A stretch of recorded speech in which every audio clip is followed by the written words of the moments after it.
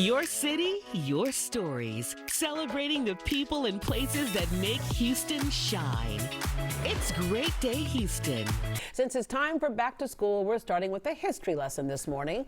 On this day in 1521, anyone remember that? 1521? Okay. Oh, yeah. All right, a couple of hands went up. The Aztec capital fell to the Spanish, changing the course of world history. It paved the way for the Spanish-speaking Americas and ultimately the foundation of Texas as we know it. Celebrity historian Raffi Andonian joins us to walk us through how it all unfolded. Good morning, Raffi. Welcome back. Yeah, good morning. I came dressed in proper attire. This is from my time living in New Mexico, also part of the old Spanish Empire. And there you see the flag of New Mexico, which is a combination of a Spanish and indigenous symbol, a great example of what we're talking about, that integration. And every day something historical happens. Actually, every hour something historical. I feel like you know every one of them. But you love doing this. You give talks and you go out to different groups and you teach. You do all of this because you understand the importance of history. And so many of us, I think, dismiss it. It is. Well, as you mentioned, just in the opening here, that think about all the influence that the Spanish have and the integration of Spanish and indigenous cultures throughout the Americas that really shaped the Western Hemisphere. So to me, I just asked the question of, well, how did this stuff come to be? And when you ask that question, you end up looking into history, and in this case, 500 years back. Yeah, cultures don't disappear. That's right. That's right. All right. The Aztecs. Okay, so their exact origins we not necessarily know, but we know some things. Yeah, we know some things, and there are also, remember, there are civilizations and cultures in Mesoamerica, as it's known, in Central America, prior to the Aztecs. Some people know the Olmec or the Toltec. These are cultures that were there for thousands of years prior, and then the Aztec come to power relatively recently as it pertains to sort of before Spanish arrival. So they're coming up in the 1300s. They're at their peak in the 1400s as Columbus comes across the ocean. And what does that mean to be in their peak? It means they have a lot of advancements. For example, well, it's interesting because a lot of times when you look back in history, they go, if you're coming from Europe, you were the supreme. That's right. You knew everything. Everyone else was savages. Exactly right. And the Aztecs were not savages. That's right. They were not. And they were known as the Tenoch people, by the way, which later led to the name of Tenochtitlan, which is the capital city of the Aztec Empire, which later became Mexico City, because the Mexica, which is that valley that's there, is a region in which they were living. But they weren't the only peoples that were there. In fact, the Aztec, part of their advancement was something known as a triple alliance. So they built alliances across the region, and there were kind of these three major groups that they had this triple alliance with, but let's call them the managing partner, if you will, the directing partner. They were the strongest of those sort of big groups in the area, and as a result, they had the loyalty of about 500 different states, totaling maybe about 5 to 6 million people. It's really an empire, the way we think about it over in Europe at its height. And in fact, Tenochtitlan, the city, the capital city, had about maybe 200,000 people. Estimates vary from maybe 150 to 300, but let's call it a couple 100,000 or so, which made it certainly in the top 5 in the world for largest cities. Beijing was definitely bigger with a few 100,000.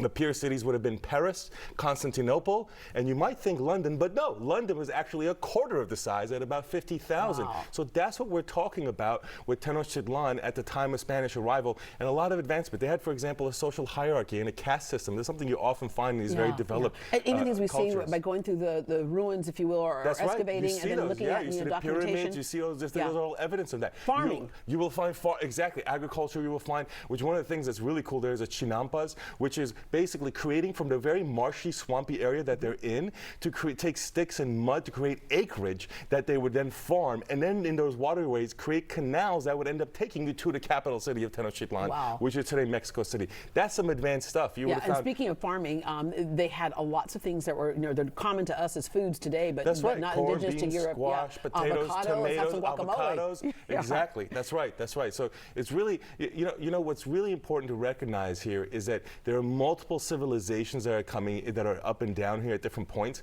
And just because the Spanish arrived at the peak of the Aztec does not mean that there was only the Aztec here, nor does it mean that the Spanish somehow erased this utopia that was here. There were alliances and conquests and ups and downs that were already taking place here, separate and prior to European arrival. Yeah. All right. Speaking of the European arrival, the initial Spanish invasion. So when Cortez comes over here, when I say over here, we're talking about to the Americas, but really really to Mexico, encounters which was Texas at one that's time. right, that's yeah, right, yeah. and ends up encountering this really advanced place. I mean, suspension bridges. We're talking about aqueducts. I'll say this real quick: the aqueducts had had double ducts, if you will, so that one was flowing as the other one was being cleaned. Spanish hadn't seen stuff like this because the Romans have a single aqueduct. So this is the kind of society that he comes upon, and they're welcomed. The Spanish are welcomed by the Aztec as honored guests, kind of a diplomatic kind of thing. See, and that's also one of those things that sometimes people get confused. They thought immediately they hit the ground fighting. No, they did not. Yeah. However, as often happens in diplomacy, tables turn,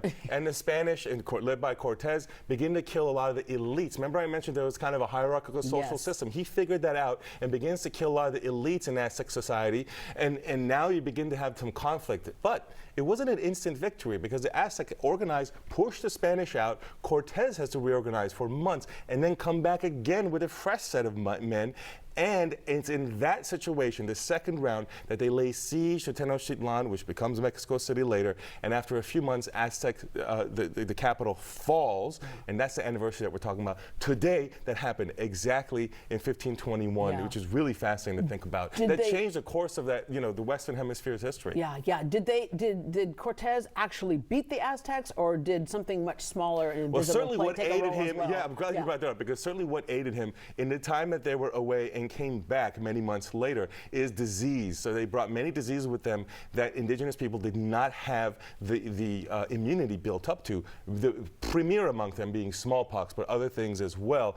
And that wiped out almost half of the Aztec in Tenochtitlan in those close quarters in the city. So when Cortez came back the second time to lay siege, he was up against a weakened Aztec, fortifications, if you will, and manpower, which does absolutely aid in taking over the capital. And I brought with me here in the front here these medals from Spain, these coins that were made by the Royal Mint of Spain. And if you look closely on there, what you will see is the conquistadors that are commemorated on there. These are made in the last few years. I got these myself over in Spain, and it shows you that in Spain today, it is still part of something that they think about and part of the cultural memory. It's not something that they run away from. They actually really much embrace the old Spanish Empire, if you will, and you see that reflected in there. That's actually euros that are special edition euros that the Spanish mint made. Yeah, well, if you think about just what was accomplished today, to get on an ocean liner and come across, or a cruise ship, that's all good, But to do that back then, it sounds crazy to me. That's right. It's incredible. And think about the influence you see today across Texas and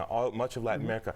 Place names, obviously, very much something you see. How about in law? A lot of family law and a lot of property law and water law has its roots in Spanish origins right here in Texas. Yeah. How about we think about the Catholic Church, right? Still the leading church in Texas. In fact, wasn't that part of it too? Because obviously the religions were the same. Absolutely. So Europe brought Catholicism too. Absolutely. How about, of course, the missions, the spread of missions, which is part of the Spanish approach at some point to spread missions, especially on the northern frontier, which is what Texas is, the northern frontier of the Spanish Empire. The hub is over in Mexico City and expands north toward this region and south, of course, towards South America. And so all those influences are still there that continue to be in Texas, which was at various points part of 4 different Spanish provinces, throughout the Spanish Empire. Now, here's a couple of things that are really interesting about Spanish Texas. So in that period we're talking about, so we're talking from 1520s to the 1821 when Mexico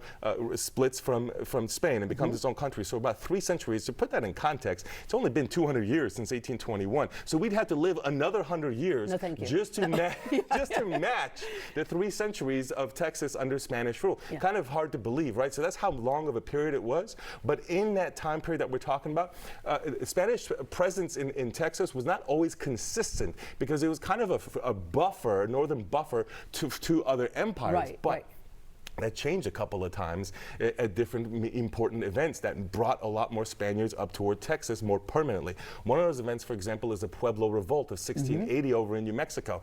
Well, the Pueblo, various tribes united and kicked out the Spanish in 1680, and they came all the way back to what is now El Paso, which of course part of Texas, and in El Paso they regrouped for a dozen years or so, and that when that happens, that completely changes the way that Spain approaches the indigenous people in building those missions that you just talked about, because they said, you know what, maybe bringing religion is a more effective way than simply conquering by military. So that beginning in that period is when you start to have the missions of Texas established. established, including, of course, all the way over to East Texas. Yeah. And there's a San second, Antonio all up to, exactly. yeah. And the East Texas part, this focus in this area, happens with another empire moving against them, which is the French. When the French come from the northern parts of North America down the Mississippi River towards what's now Louisiana, Spain starts to feel the pressure of France, coming down toward them. Remember, we're on the northern frontier here. Yeah. And as a result, brings people up toward this area, establishes the first mission in East Texas and Houston County, and that's how you have it with the competition with the different Wouldn't you like empires. to just climb into this man's head right here? All right, Raffi, thank you very much for our history Thank lesson you. today. We're going to be the smartest at the cocktail party. For more fun historical facts or to learn more about Raffi Andonian and talks he can do for your group on history, visit greatdayhouston.com. Next time you see him, we'll be talking about the history of street names.